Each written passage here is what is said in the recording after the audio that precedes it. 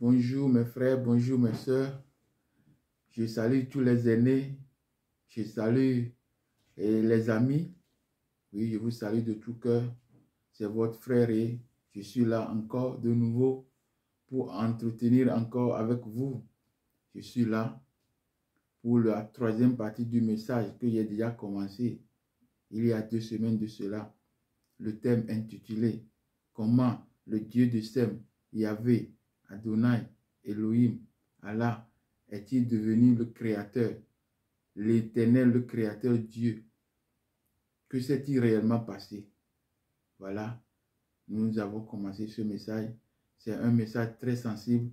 Aujourd'hui sera un jour encore pour finir avec une bonne conclusion.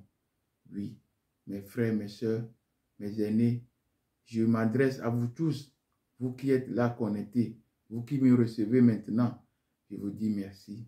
Merci pour l'amour, merci pour le choix que vous avez choisi, oui, pour me regarder, pour me suivre. Je vous appelle de tout cœur.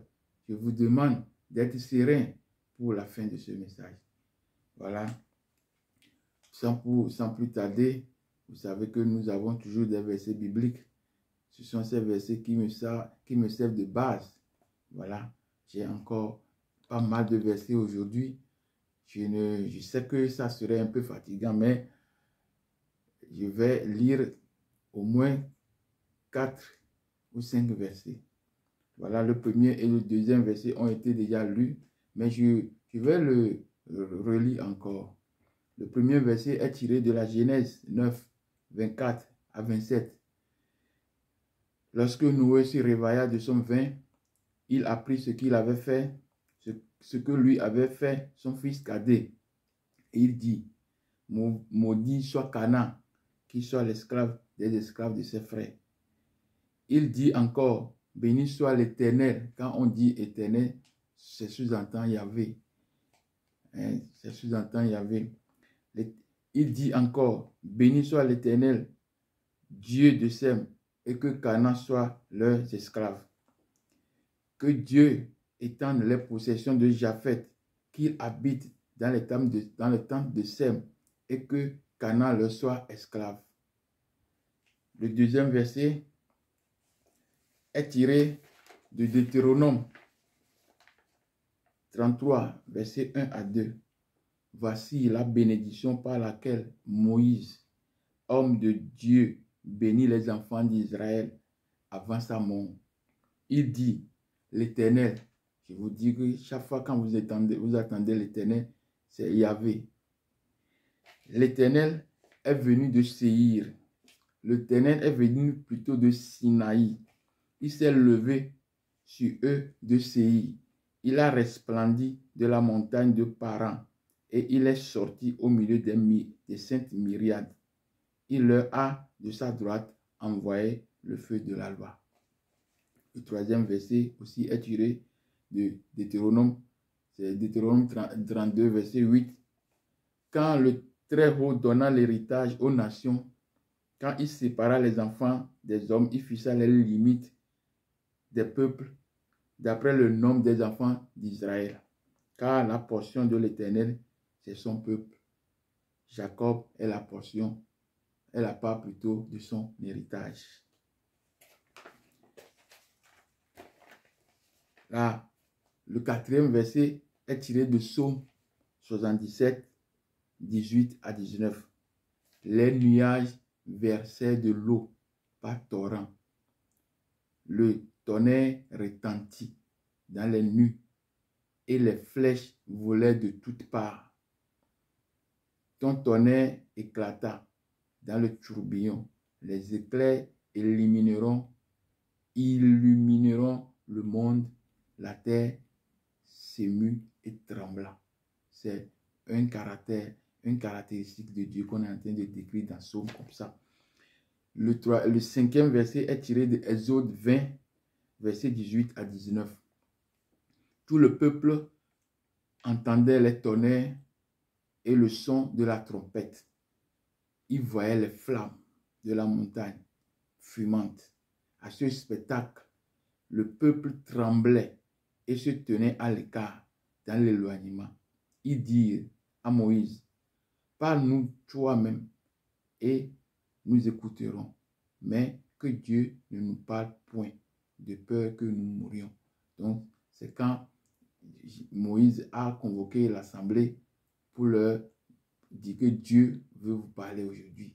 Donc, la manière dont Dieu est apparu, nous sommes aujourd'hui en train de mettre en nu les caractéristiques. Et on va parler de caractéristiques de Dieu et les attributs. Donc, les versets bibliques qui montrent les caractéristiques ou décrivent les caractéristiques de Dieu, c'est ça que je suis en train de lire. Donc, prêtez beaucoup attention aux mots que vous entendez. Le 6e est tiré de 1 Samuel 7, verset 10.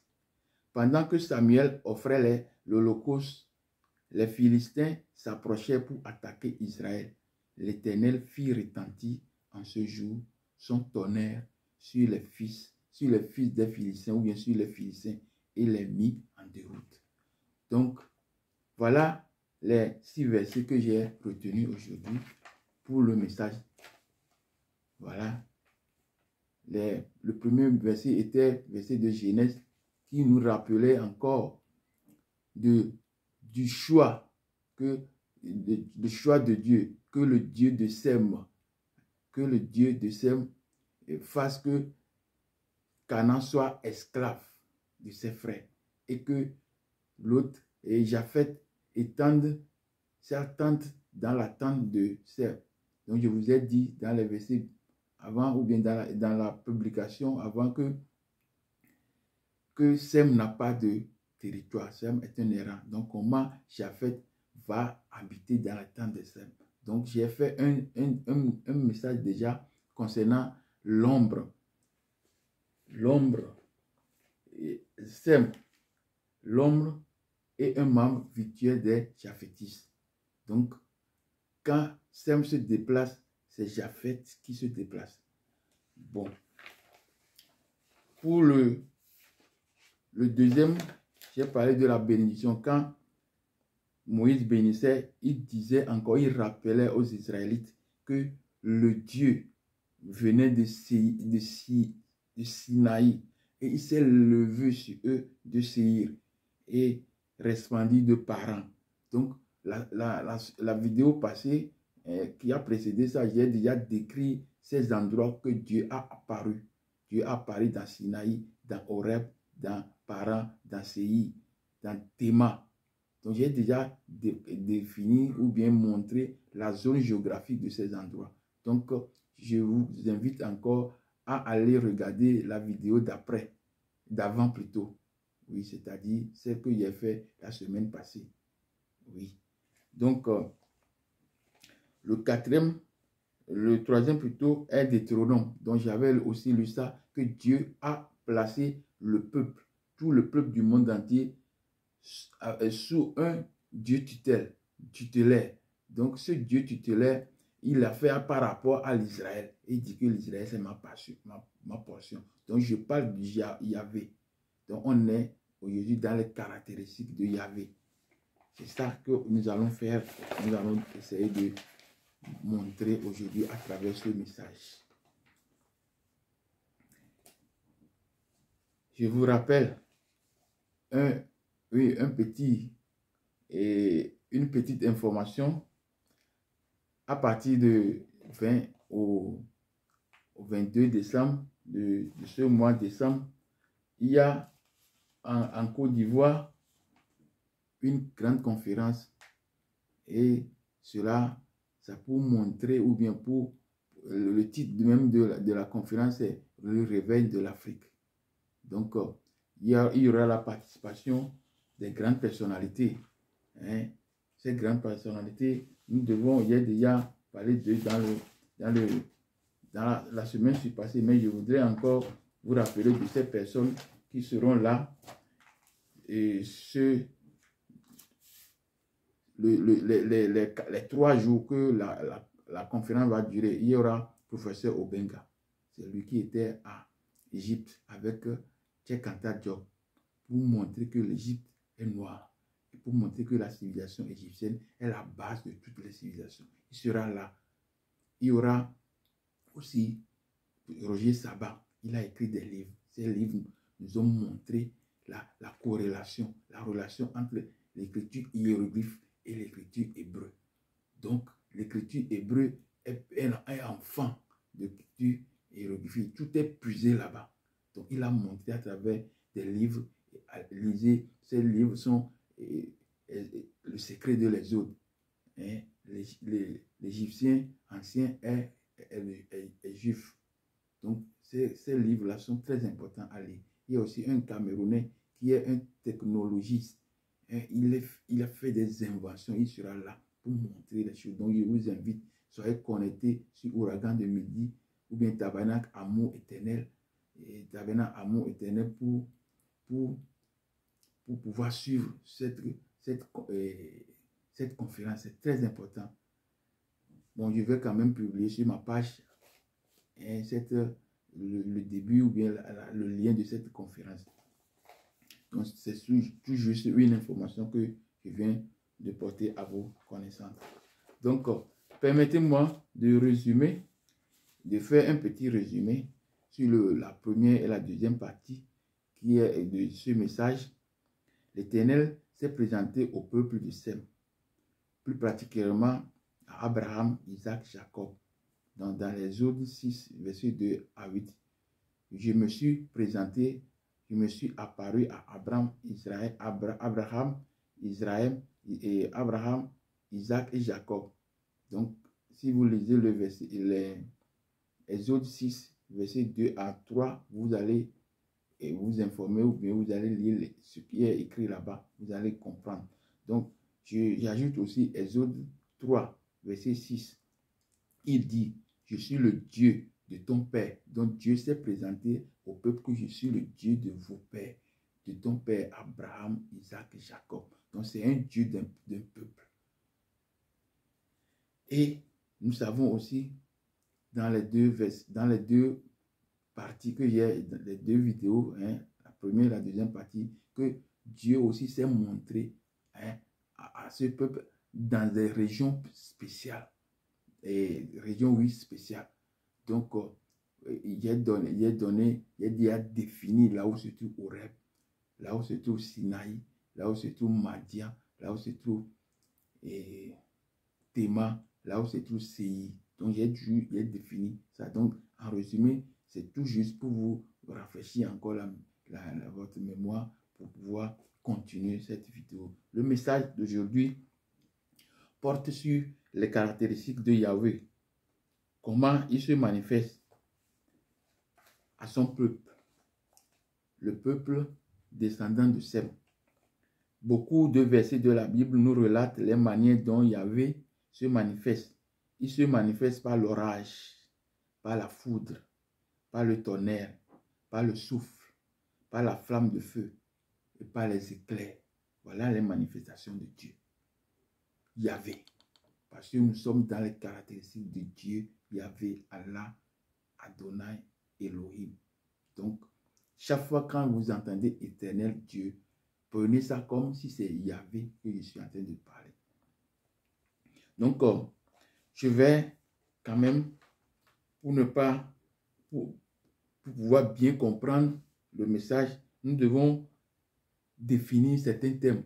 Vous venez d'entendre orage, vous venez d'entendre foudre, tonnerre. Nous devons comprendre c'est quoi orage. C'est quoi l'orage? Nous allons définir ce que c'est que l'orage. Ce que c'est que l'orage, on doit connaître ça. Donc l'orage, d'abord je parle de tonnerre. Je parle de tonnerre. Le tonnerre, vous me permettez, je suis en train de me perdre un peu. Je vais chercher la définition là où il y a mis les définitions. Donc, l'orage, je parlerai de l'orage d'abord. L'orage, issu par l'intermédiaire de l'ancien français auré, vent, du latin aura, souffle, brise, Vent. C'est une perturbation atmosphérique qui se manifeste par des éclairs généralement accompagnés de tonnerres et de fortes précipitations, plus mélangées au vent. Les symboles de l'orage faisaient partie de dans l'Antiquité des attributs des dieux comme Zeus, en Grèce, Jupiter, romain comme dieu romain, Hadad chez les Assyro-Babyloniens, c'est-à-dire toute la région mésopotamienne, on dit Mésopotamie. Chez nous, c'est Hebeso, dieu de tonnerre. Chez nous en Afrique, chez moi, au Togo, sur la côte africaine, côte ouest africaine, spécialement Togo, Bénin, Nigeria, tout ça là. Mais chez nous, spécialement, c'est Hebeso, donc le dieu de tonnerre. Donc, voilà, nous venons de définir ce que c'est que l'orage. Donc, je vais aussi définir le tonnerre. Le tonnerre, c'est le claquement sec et le roulement de sourd que l'on entend lors des orages. Permettez-moi, je vais reprendre, s'il vous plaît. Tonnerre, c'est le claquement sec ou le roulement sourd que l'on entend lors des orages, au moment où les éclairs zèbrent le ciel. C'est aussi le bruit et le vacarme fait par la foudre en tombant. Nous allons comprendre aussi ce que c'est que la foudre. La foudre, c'est une décharge électrique qui se produit par temps d'orage. Au cours du temps d'orage, c'est la décharge électrique qui se produit entre deux nuages ou entre un nuage et le sol, avec un éclair et une détonation. Ça, boum, brrr, tonnerre. C'est aussi une décharge électrique aérienne. Les éclairs, c'est une lumière intense et brève, formant une ligne sinueuse ramifiée, provoquée par les décharges électriques pendant un orage. Le souffle, air qu'on chasse par la bouche en expirant plus ou moins fortement. C'est l'exemple de attiser les braises avec votre souffle. Quand on veut activer les braises, on souffle. Donc les braises commencent par s'enflammer. Et puis l'air est exhalé en respirant. Ce qu'on respire. Voilà le mouvement de nos poumons. Comment nos poumons font. C'est ça. C'est l'air là qui vient avec le mouvement qu'on appelle souffle. Puis la flamme de feu ou bien le feu. Scientifiquement, scientifiquement, on appelle combustion. C'est une réaction chimique entre deux éléments, un matériel combustible et puis l'oxygène de l'air. C'est ça le carburant même. Tout combustible dégage de l'énergie, de la chaleur. Donc, pour qu'il y ait le feu, il faut qu'il y ait l'air, il faut qu'il y ait l'oxygène.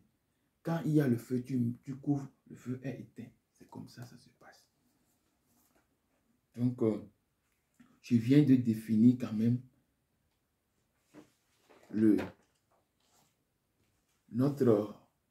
les mots qu'on venait de voir dans les caractéristiques de Yahvé. Je viens de définir ça. Donc, maintenant, à propos de l'orage, quel est le verset biblique qui montre que Dieu, Yahvé, est Dieu d'orage? Donc, il faut aussi donner des versets bibliques qui montrent ça. On va lire ça dans Ésaïe 29, verset 6. C'est l'Éternel des armées que viendra le châtiment, avec des tonnerres, des tremblements de terre et un bruit formidable, avec l'ouragan et la tempête, avec flamme d'un dévorant. Donc, c'est la caractéristique de Yahvé qu'on est en train de dire ici. On est en train de décrire. Ésaïe 30, verset 30. Et l'Éternel fera retentir sa voix majestueuse.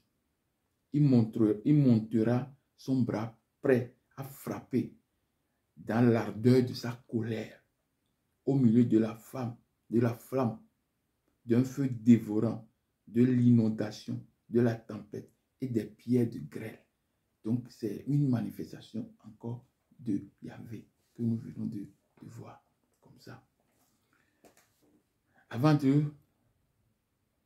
C'est une manifestation de Dieu que nous venons de voir dans ces deux versets que je viens de lire.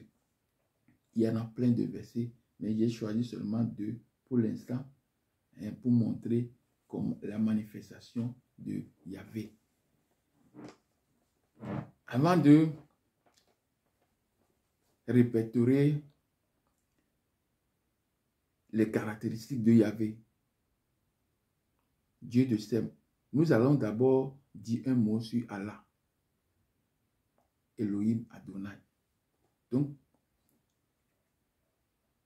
j'ai quand même fait les caractéristiques maintenant de Yahvé. Mais je dois parler aussi des thèmes que j'ai mis en parenthèse quand je dis Dieu de Sem. J'ai dit Yahvé, j'ai dit Allah, j'ai dit Adonai, et puis j'ai dit Elohim. Donc il faut maintenant dire certains mots sur ces noms. Allah est le nom de Dieu dans l'islam. Une religion entre guillemets. Je dis seulement entre guillemets monothéiste. Tout comme le judaïsme et le christianisme. Je dis entre guillemets car il n'est pas terminé par le suffixe isme. Parce que très souvent, la religion est terminée par isme. Mais ici, on dit islam. Donc, on ne voit pas isme dedans. Tout comme les autres, ils sont terminés par isme. C'est-à-dire judaïsme, christianisme. Le suffixe isme est utilisé pour former un nom correspondant à une doctrine, un dogme, une idéologie ou une théorie.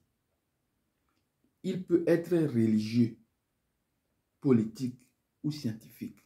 L'islam est défini comme on ne voit pas isme dans l'islam, donc ça fait problème. Donc on doit savoir pourquoi on l'appelle religion. Donc, parce qu'il n'y a pas isme dedans. Pourquoi? Parce que l'islam est défini comme soumission à la paix. Parce que dans l'islam, on n'a pas une doctrine dedans. On n'a pas isme dedans. Donc, c'est une soumission à la paix et non soumission à Dieu. Parce qu'il n'y a pas Dieu dedans là-bas. C'est islam. Car dans le nom islam, on ne voit pas le nom de Dieu, mais plutôt le nom de paix, c'est-à-dire salam. Salam. Et salam veut dire paix. C'est pourquoi on dit souvent assalamu alaikum. Alaikum salam. Salam c'est paix. Dieu de paix. Melchisedec, roi de Salem. Sacrificateur de Salem, de paix. Et Melchisedec, c'est dans Mendiant. Pour Dieu, la paix est mise pour Dieu, oui. Mais nous avons d'abord affaire à la paix. C'est pourquoi l'islam c'est soumission à la paix. Juste une petite information. Cette religion, si vous me le permettez, est une religion abrahamiste. Elle réclame tout comme les autres religions. Elle réclame Abraham comme père. D'après les récits bibliques, Dieu de Sem s'est présenté à Abraham, Isaac et Jacob, puis au peuple d'Israël à travers Moïse, Moshe, Moussa. Et nous connaissons déjà où il y avait le Dieu de Sem. Nous connaissons déjà où Yahweh, le Dieu de Sem, s'est apparu. Il s'agit des lieux comme Sinaï, Saïna, Horeb, Séi, Paran, Madian. c'est les lieux que Dieu, Yahvé, s'est apparu, il s'est manifesté. Ces endroits sont respectivement occupés par Abraham, Isaac, Jacob, Ismaël, Esaü, ou bien encore Édom, les fils de Jokshan, un petit-fils d'Abraham, un fils d'Abraham, qu'il a eu avec Ketura. Et enfin, par Mandian, aussi le petit frère, un frère, le grand frère de Joktan. Dans l'islam, Ismaël est considéré comme ancêtre des Arabes, ainsi que de la lignée menant au prophète de l'islam. J'aimerais donner des références bibliques des lieux habités par ces personnages cités au-dessus. Donc, nous pouvons trouver ces choses-là dans Genèse 12. Genèse Jouka, Abraham quitta et Padam Aram, où il est arrivé. On a dit ça à Sichem. Genèse 26, verset 1 et verset 6. On parlera d'Isaac, là où Isaac a habité. Genèse 33, verset 18. On parlera du lieu que Jacob a habité. Genèse 36, on parlera aussi, 36, verset 8, on parlera de Esaü, où il a habité. Genèse 25, 12 à 18, Ismaël, on parlera de ça. Et on a parlé de quoi? Je vais lire ça. Ismaël, ses fils habitaient depuis Havila jusqu'à Shur, qui est en face de l'Égypte. Donc c'est la zone délimitée que Ismaël a habité. Donc toutes ces régions, c'est la région que je viens de définir. C'est là-bas où Yahvé s'est présenté à Moïse. Si l'islam reconnaît que Moïse, Moussa, a reçu de Yahvé, Dieu du Sem, la loi de feu. Donc, le Dieu qui a remis cette loi est Allah. Parce que c'est dans cette région que Dieu s'est présenté à Moshe. Et Moïse est un acteur central dans l'islam. Soumission à la paix. Donc, Yahvé est aussi Allah, est égal à Allah. Elohim. En hébreu ancien, c'est Dieu. Elohim, pluriel aussi de Eloah. Il dit qu'en hébreu ancien, c'est Dieu. Elohim, c'est Dieu. Et aussi, c'est au même temps le pluriel de Eloah. Eloah, ça veut dire que c'est le singulier. Souvent considéré comme une forme élargie de El, Dieu, ou El. Il peut se traduire par Dieu des cieux. Est-il vrai? Est-ce que Elohim peut se traduire par Dieu des cieux? Est-il vrai? Car Elohim est égal déjà les dieux et non Dieu des dieux. C'est de l'incongru. Je vous rappelle que dans la vidéo précédente, la deuxième, j'avais déjà martelé que le Dieu principal des Cananéens est El. El veut dire Dieu soleil. Le Dieu des dieux, Père des dieux, El. C'est pourquoi, quand Jacob est arrivé à l'endroit là, il a donné le nom de Bethel, au lieu où Dieu lui avait parlé. Si c'était le Dieu de ses ancêtres qui lui a parlé, il devait donner le nom de Beth Yahvé, ou bien Beth Yahou, ou bien Beth Yahou. Parce qu'il est donné déjà dans la Bible, les noms sont terminés par Yahou, Yahou, Yah. J'ai déjà cité ça dans l'autre vidéo. Vous pouvez toujours visionner cette vidéo, la première et la deuxième partie de ce même message. Donc, si Jacob, comme il était déjà à Canaan, si il connaissait déjà son Dieu. Le Dieu Yahvé qui s'est présenté à ses pères déjà. S'il le connaissait, il allait déjà donner le nom de Yahvé. Ou bien il allait donner le nom de Elohim. Il va dire Beth Elohim. Mais il a dit Beth El. Ça veut dire que le Dieu originaire de la région, c'est elle. C'est elle, le Dieu originaire de la région. Je parle maintenant, je vais parler d'Adonai.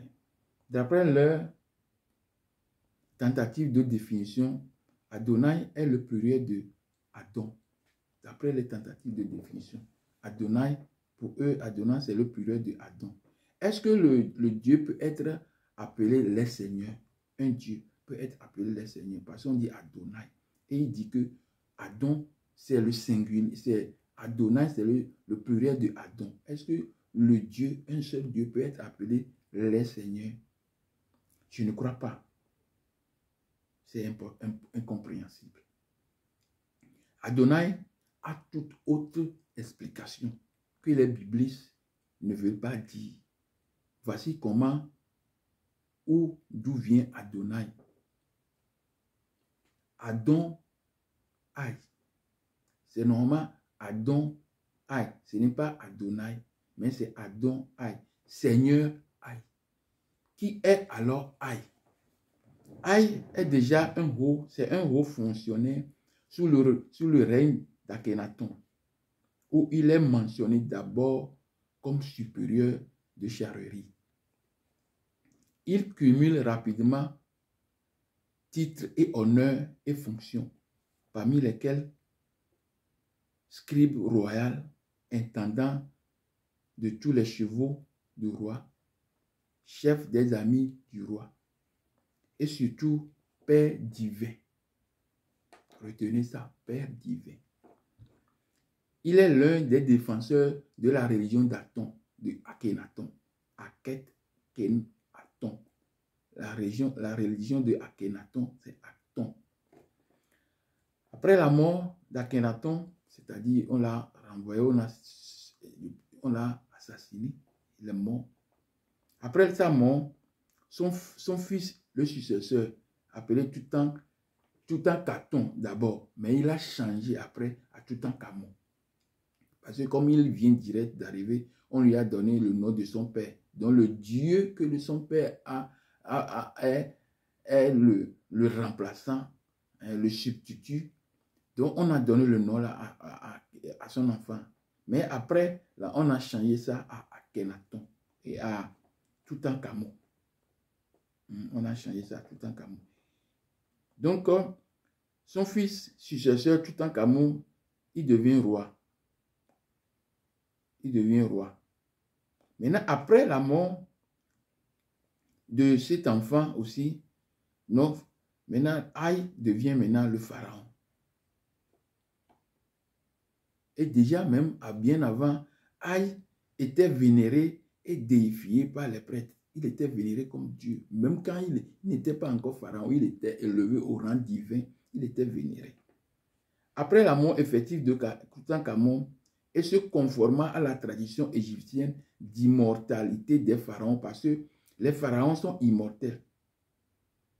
Donc après la mort maintenant de Aï, qui est devenu après la mort de Toutankhamon pharaon, donc on a divinisé Aï. Donc dans la tradition égyptienne d'immortalité des pharaons, ceux-ci, les prêtres, remplaçaient le culte d'Akhenaton par celui de divin Père Aï, ce qui devient Aton Aï. Aton Aï. Parce que déjà, quand Aï vivait, on le divinisait même. On le vénérait. Donc, on l'appelait même Aton Aï. C'est-à-dire, comme Akhenaton, Akhen, il a mis à côté d'Aton comme métaphore et théophore. Donc, lui aussi, il a mis son nom à côté d'Aton. Aton, le dieu là, théophore, Aton Aï, Akhenaton. Parce que là, on a renversé. Hein? Ça peut dire Aton, Akhen. Mais lui, on lit Akhenaton. Mais lui, maintenant, lui aussi, il est devenu Adonai. Ça peut dire Aïe Aton. Mais on a écrit ici Adonai. C'est-à-dire religion d'Aton. Qui est devenu Adonai. Tout comme Akhenaton. Plus tard, Adonai est repris dans la Bible. Comme Adonai. Au début, quand on lisait les Bibles, pas ce qu'on nous lisons aujourd'hui, les falsifiés, là, les changer, ce qu'on a changé, traficoté, non. Quand on lisait avant, c'est Adonai, Adonai, Seigneur Aïe. Donc on a divisé, c'est le pharaon là, Aïe, qui était divinisé, qu'on appelle Adonai. Donc il y avait un différent direct de Adonai. Parce que ici, c'est Aïe qui est Adon, qui est Seigneur. Ce n'est pas Yahvé. Cette tradition largement confirmée par la jonction du nom Aïe au Dieu. Par exemple, on a mis aussi, dans le temps là-dessus, on a divinisé les divinités qui sont là encore. C'est-à-dire, maintenant, la jonction, je relis cette tradition largement confirmée par la jonction du nom de Aïe au Dieu Seth. En hébreu, Seth, le Dieu Seth. En Égypte, on l'appelle Shad en hébreu. Donc, on a aussi divinisé Seth. Ça veut dire que Shaddai, Seth Aïe, désigné comme l'un des noms de Dieu dans la Bible. Donc, la Bible aussi, au lieu de, il a pris Adon Aïe et il a pris aussi Shaddai, Shaddai. Ainsi, trouvons-on le nom de divin Père Aïe associé à de différentes divinités ou expressions ou nom de localité. Donc, le nom de Aïe, divin Aïe, s'est ajouté à des divinités et même à des endroits. Le nom des endroits aussi sont dedans. Exemple, Sin, c'est un désert qui est le même désert qu'on appelle Paran, qu'on appelle Horeb, qu'on appelle Sinaï. C'est Sin qui est devenu Sinaï. Le désert de Sin, là où il y a Horeb, là où il y a Séhi, là où il y a Madian, c'est ça qui est aussi devenu Sinaï, divinisé. C'est pourquoi on appelle montagne de Dieu. Normalement, Horeb n'est pas la montagne de Dieu, mais c'est Sinaï qui est montagne de Dieu. Ça veut dire Sinaï, montagne de Dieu, ou bien désert de Dieu. Sin, c'est le désert. L'endroit là, on l'appelle Sin. Donc, on a divisé l'endroit en mettant Aïe à côté. Donc, ça fait Sin-Aïe. On a lit maintenant Sinaï. En oubliant que c'est Sin et Aïe. La montagne de Dieu, pas Horeb. Horeb aussi est là-bas. Mais on a pris Horeb, montagne de Dieu. Parce qu'ils ne veulent pas toujours dire la vérité. Ils cachent toujours les choses. Parce qu'ils cachent toujours. Leur histoire, c'est de cacher toujours. Ils ne veulent pas dire la vérité. Donc, Adonai, Shad, Shaddai, Mokai, Mokai. Voilà, ce sont les choses là qu'on a fait. C'est les choses là, les trafics là qu'on a fait dans la Bible. Comme nous venons de connaître les manières ou les caractéristiques du Dieu Sem, parce qu'il y a cité que c'est Dieu de l'oreille, Dieu de tonnerre, Dieu des équerres, Dieu des éclairs. Donc, ce sont des caractéristiques de Dieu Yahvé. Parce que dans la Bible, j'ai donné des versets bibliques. Donc, ces versets bibliques vont permettre de lire, de connaître comment Dieu apparaît. Il apparaît par tonnerre, pas des tonnerres. Quand on lit 1 Samuel 17, verset 1 Samuel 7, verset 10, je vais revenir sur les versets que j'ai lus pour pouvoir, pour être bien clair sur les choses. Quand nous lisons 1 Samuel, verset 7 à 10, pendant que Samuel offrait les sacrifices, les holocaustes, les Philistins s'approchaient pour attaquer Israël. l'Éternel fit retentir en ce jour son tonnerre sur les Philistins. Ils ont mis en déroute. C'est important aussi ces versets ici. 2 Samuel 22, 15 et 2 Samuel 22, 16. Il lança des flèches et dispersa les ennemis, mes ennemis, la foudre, et les mit en déroute. 2 Samuel 22, 16. Le lit de la mer apparut. Les fondements du monde furent découverts par la menace de l'Éternel, par le bruit du souffle et de ses narines. Donc Dieu apparaît comme souffle. Il apparaît comme des vagues d'eau très fortes. C'est comme ça. Donc comme nous venons de connaître les caractéristiques de Dieu Yahvé, c'est-à-dire comment il a l'habitude d'apparaître, nous allons maintenant chercher à connaître les caractéristiques de certains dieux dans la région, certaines divinités qui se trouvent dans la région. On doit essayer de connaître leur divinité et leurs caractéristiques et voir quel niveau ils ont sur l'arbre généalogique. À quel niveau? Parce que les divinités, j'ai montré ça dans les premières vidéos, là où quand j'ai parlé de l'harmonie, principe fondamental de la vie, j'ai décrit le Noun, l'océan primordial, tout ça là. Et donc, tout ça là sont des divins. Ce sont des divins qui sont sortis. C'est Dieu. Dieu, le seul Dieu qui s'est créé lui-même, a produit les autres dieux. Donc, sur l'arbre généalogique des divinités, on va voir aussi quelle est la place réelle de Dieu, de ce Dieu Yahvé. D'après les enquêtes minutieusement faites, le Dieu Hadad, ou Adou, ou bien Hadad, est une divinité de l'orage et de la fertilité de toute la région de la Mésopotamie. Donc, toute la région de la Mésopotamie, le dieu d'orage là-bas est appelé Hadad. C'est une zone occupée par ceux qui sont devenus, donc, j'ai omis une ligne.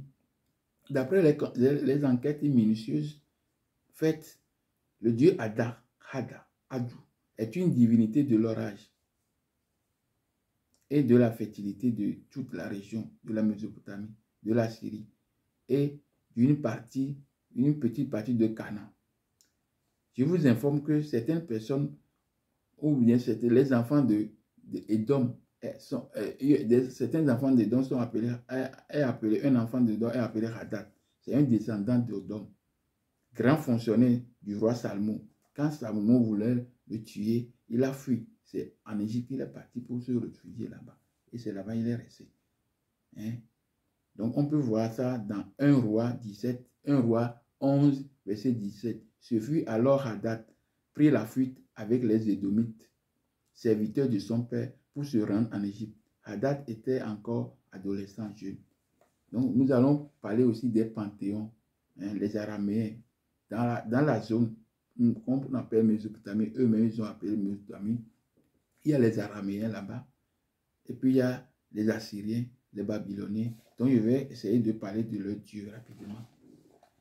Donc dans leur zone là-bas, les dieux qui sont là-bas, c'est le père de Dieu là-bas est appelé Anu, le Dieu du ciel.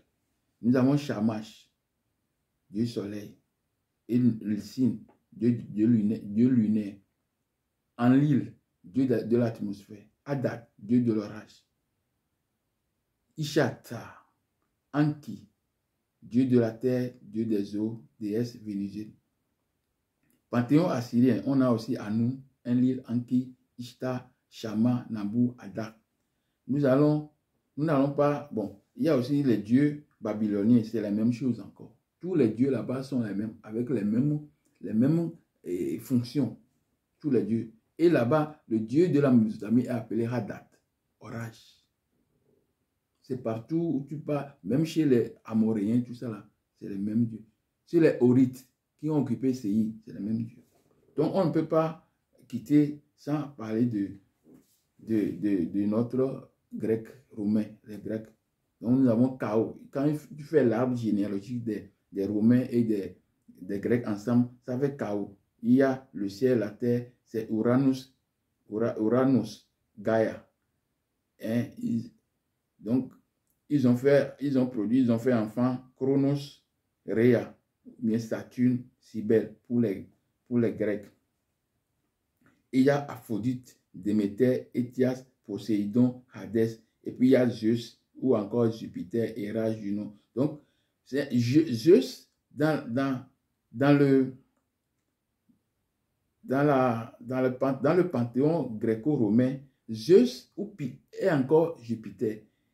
On l'appelle Dieu des dieux de l'univers. Alors que là-bas, c'est le Dieu d'orage. Sa caractéristique, c'est Dieu d'orage. Dieu d'orage. Et on lui donne Dieu, le roi des dieux de l'univers. C'est comme ça qu'ils ont donné. Maintenant, sur l'arbre généalogique, pareil pour toute la région, sur l'arbre généalogique, il y a un Dieu qui est en haut. Mais ici, ils ont mis Chaos en haut, comme en Égypte. Chaos. Parce qu'ils n'ont pas donné le nom. Ils ne veulent pas donner le nom du Dieu qui est là au niveau de Chaos. Parce qu'il dit, l'esprit de Dieu se promenait au-dessus de... C'est comme ça ils ont dit. Voilà. C'est ça qu'ils ont dit. L'esprit de Dieu se promenait, mouvait au-dessus des eaux. Ils n'ont pas donné le nom de l'esprit, mais les Égyptiens ont donné. Donc, sur l'arbre généalogique, nous avons Chaos qui est en haut. Après, nous avons Uranos, Gaïma. Uranos, ça veut dire ciel. Gaïma, qui veut dire terre. Qu'ils ont produit Chronos, Saturne, ou bien Rhea, Cybèle, dieu des eaux, et puis le roi des titans. Donc, première génération, Uranos. Deuxième génération, Chronos. Troisième génération, Aphrodite, Déméter, Étias. C'est là où se trouvent Zeus et Jupiter. Donc, sur l'arbre généalogique, Jupiter, Zeus, qui est dieu de l'orage, comme Hadad, dieu de l'orage, Hadad. Dans la Mésopotamie, c'est Hadad. Mais dans les zones gréco-romaines, c'est Zeus ou Jupiter. Donc, ils occupent la troisième place, pas la troisième place, la troisième arbre, c'est-à-dire après le père, le Uranos et Chronos, eux, ils arrivent, ils sont troisième lignée. Donc, comment un Dieu de troisième lignée va dire qu'il est le créateur des dieux? Vous-même, vous pouvez voir ça, non? Est-ce que c'est normal, c'est possible? Le Dieu qui occupe, quand on prend l'arbre généalogique d'une famille, si tu es devenu puissant dans la famille, oui, tu es un enfant de la famille, tu es devenu puissant, on t'a nommé président de la République, tu es père de la nation. Mais sur l'arbre généalogique, tu n'es pas le père de tout le monde, non. Sur l'arbre généalogique physique, tu es issu d'une famille. Donc, il y a il y a l'arbre généalogique de ta famille. Donc, c'est sur l'arbre généalogique, tu as occupé quelle fonction? Tu as occupé quelle place? Tu occupes une place, oui. Mais tu n'es pas en haut de l'arbre. Donc, c'est ça le problème ici. Il occupe il est sur la troisième lignée. Maintenant, il dit que lui, il est le créateur. Tu peux être président, tu peux être puissant, mais tu ne peux pas arriver à dire que c'est moi, je suis le créateur de tout le monde, non, de tous les dieux. Non, c'est impossible. Là où tu te trouves, tu ne peux pas être créateur. Donc, pour Jupiter et Zeus, ils ne sont pas les dieux, le roi des dieux, dieu des dieux. Non, ils sont rois, mais pas créateurs. Hadad est dieu de l'orage, mais il est puissant, très puissant. Comme Hébé, chez nous, il est puissant. Quand il fait le bruit, les gens même meurent, on tue. Tu vas voir le feu partout. Mais il n'est pas le Dieu créateur. C'est ça, il n'est pas le Dieu créateur. Donc, on ne peut pas oublier de faire aussi l'arbre généalogique de l'Égypte antique. Nous avons le Chaos, océan primordial qui est en haut.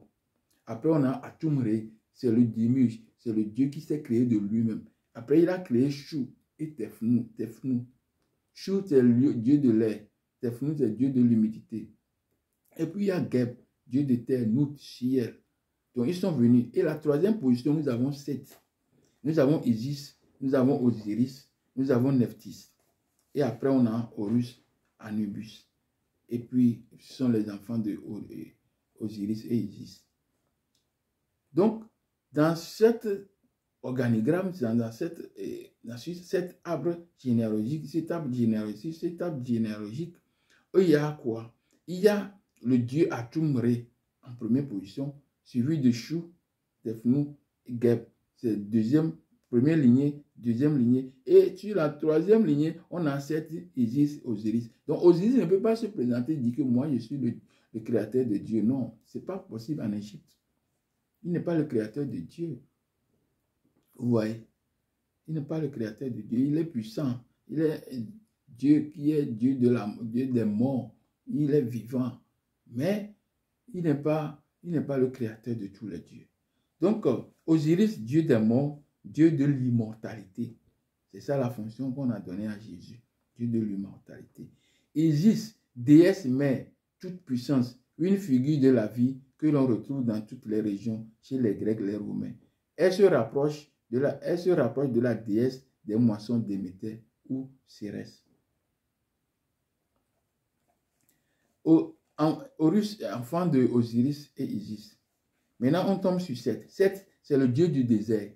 Donc, Yahvé s'est présenté, s'est apparu dans le désert. Seth, c'est le dieu du désert pour les Égyptiens. C'est le dieu des étrangers. Il est dieu du désert. Tout comme Yahvé est apparu dans le désert, Seth aussi vit dans le désert. Dieu de l'orage, il est aussi dieu de l'orage. Il est dieu de la violence, dieu de destruction dans l'Égypte antique. C'est sa position. Dieu de l'orage, Dieu de destruction, Dieu de destruction, Dieu de violence en Égypte antique. Et il est dans le désert, tout comme Yahvé s'est présenté dans le désert. On représente également sous la forme de âne. Sous la forme de âne. Jésus est monté sur âne. Seth, en Égypte, se représente sous forme de âne. Quand on voit âne, c'est le Satan, c'est le Seth, Satan. C'est lui qu'on appelle Satan. Seth. Donc, il se présente comme âne. Et Jésus, en venant à Jérusalem, il est monté sur l'âne. Voilà, c'est des choses comme ça. Il a aussi une forme hybride, née de l'imaginaire des Égyptiens. Il a aussi une forme hybride. Il a aussi chacal. On ne le représente pas aussi par cet animal chacal. C'est pourquoi tu vas voir en Égypte antique, ils sont des hybrides, les divinités sont des hybrides. Tu vois le corps, mais tu vois la tête d'un animal. Et l'animal qu'on représente avec ça, c'est âne ou bien chacal, ou bien avec un museau, un animal avec un museau très long. Dans le mythe égyptien, Seth est le dieu très complexe, de nature très brutale. C'est Seth Sahin. Il est dieu de confusion, de désordre, de la perturbation. Ce que souligne l'écriture hiéroglyphique dans laquelle alimente Seth, c'est de déterminatif pour des concepts négatifs. Chaque fois qu'on veut représenter, c'est dans le truc pour faire un déterminatif, il est toujours négatif. Autoritaire, fureur, cruauté, maladie, crise, tumulte, désastre, souffrance, orange, maître de tonnerre, de foudre. Il foudroie les gens, il tue. Vous voyez? Donc, il y a des versets bibliques. Je peux trouver, mais compte tenu du temps, je ne veux pas dire tout ça là. Compte tenu du temps, des versets qui disent que Dieu est autoritaire, Yahvé est autoritaire, Yahvé est furieux, cruauté, il donne des maladies. C'est pourquoi on donne maladie jusqu'à on a mis un serpent. Le serpent qu'on a dit, il a égaré Adam et Ève dans le jardin. C'est quel serpent on met maintenant pour guérir les gens? Il faut voir quelle est la différence du serpent qui a fait du mal qui a aidé Adam à désobéir à Dieu et le serpent qu'on met dans le désert pour qu'il regarde et soit guéri. Ce sont des choses qu'on doit analyser. Donc, qu'est-ce qui s'est réellement passé? Voilà le thème fondamental qu'on doit dire. Qu'est-ce qui s'est réellement passé? Comme nous savons déjà que l'homme est Dieu et que le Créateur a pris soin de mettre chaque peuple sous un Dieu tutélaire. Voilà. L'apogée d'un peuple. Quand un peuple arrive à l'apogée, le Dieu du peuple là le Dieu de la capitale peut servir de Dieu qui couvre toutes les divinités. Première option. Deuxième option, quand on fait la guerre, le Dieu tutélaire, ses enfants, parce que c'est les enfants qui représentent les dieux. Parce que pourquoi on a des noms théophores. Donc ces enfants qui représentent, qui sont les enfants de ce tutélaire, quand ils sont en guerre, ils ont vaincu l'ennemi, ils ont vaincu l'autre. L'autre, c'est Dieu devient le Dieu soumis. Ils font allégeance au Dieu qui les a dominés. Les enfants de Dieu qui les ont dominés. Donc, il devient le Dieu suprême de tout. Donc, ce Dieu-là va dire que c'est moi qui suis le Dieu des dieux, le créateur de Dieu. Non, c'est faux. C'est parce que c'est grâce à ces trucs-là, guerre, qu'il est venu à bout. Remarque. Mais si nous jetons un coup d'œil sur l'arbre généalogique, j'ai déjà expliqué sur l'arbre généalogique, sur l'arbre généalogique de toutes les divinités, hein, de toutes les régions, le Dieu d'orage occupe la 3e lignée. Donc, Dieu d'orage ne peut pas devenir Dieu créateur. C'est impossible. Il ne peut pas dépasser. Il doit être. L'arbre généalogique, c'est l'arbre généalogique. Il faut suivre ça. Donc, il ne peut pas devenir le créateur parce qu'il est Dieu de l'orage. Et Dieu de l'orage occupe une lignée, 3e lignée. Donc, il ne peut pas devenir Dieu de l'orage, le Dieu créateur. Hein? Tout comme Jupiter, Zeus, Seth, Hadad, il ne peut pas devenir Dieu créateur, jamais. Ce Dieu de l'orage occupe sur l'arbre généalogique 3e place, je viens d'expliquer. En conclusion, c'est pourquoi je dis à haute voix comment le Dieu de Sem, Yahvé Allah, est-il devenu créateur? Que s'est-il réellement passé? Le Dieu de Sem est devenu l'éternel Dieu créateur à cause des exploits de ses fils ou de ses descendants qui sont les Édomites, les Israélites, les Ismaélites. Comme je l'ai déjà dit dans les 2 premières parties de ce passage et dans le message précédent, celui de l'harmonie, principe fondamental, le rapport de l'homme avec les créatures qui l'ont précédé. Alors, l'humanité, le Créateur a placé l'humanité sous des entités célestes qu'on appelle Dieu tutélaire, en l'occurrence le Dieu tutélaire des Japhétites, Yahvé, Allah, Zeus, Jupiter, comme exemple, comme leur Dieu tutélaire est élevé au rang de Dieu créateur, ils viennent de se heurter. Donc, comme eux, maintenant, ils ont élevé leur Dieu au-dessus du créateur. Maintenant, ils sont heurtés maintenant. Ils se sont heurtés à l'autorité, à la gloire du Tout-Puissant, à mon règne. Donc, le créateur doit impérativement redistribuer ou bien doit impérativement distribuer de nouveau les cadres à ses créatures. D'où certains pensent à la fin du monde, mais cette fin des temps où du monde aura lieu, mais plutôt c'est la fin du règne du Dieu usurpateur et le début du règne du vrai Dieu, l'omniprésent, l'omnipotent, le Père d'amour infini. Voilà, nous sommes arrivés à ce temps d'équilibre ou d'égalité dans lequel tout ce que l'usurpateur a pris ou a retenu abusivement aux enfants des autres dieux leur seront restitués, car c'est le règne du Dieu d'amour, le Père de compassion infinie, le règne de la lumière, car nous sommes les enfants de la lumière, le règne de la vérité, de la victoire de la lumière sur ténèbres, la fin du règne du Dieu de ce monde et le début du règne d'Amon-Ra, le Père de tous les dieux, que j'ai tout le long du message cité. Nous devons être prêts à traiter l'humanité comme si c'est notre propriété. Le ciel est en nous, est en moi et en toi. La terre est en moi et en toi. Les eaux sont en moi et en toi. Donc, tout être pris par amour, tout doit être pris par amour, par respect, par passion. Rien ne doit être désacralisé car tout est sacré pour le Créateur. Nous finissons toute la prière. Chaque fois, nous finissons la prière par amour. Amen, ami. Tout ça là, c'est le nom d'amour. Le nom d'amour. Le nom d'amour. Merci mes frères, merci. Je suis arrivé à la fin. Je vous remercie. À bientôt. Bye bye.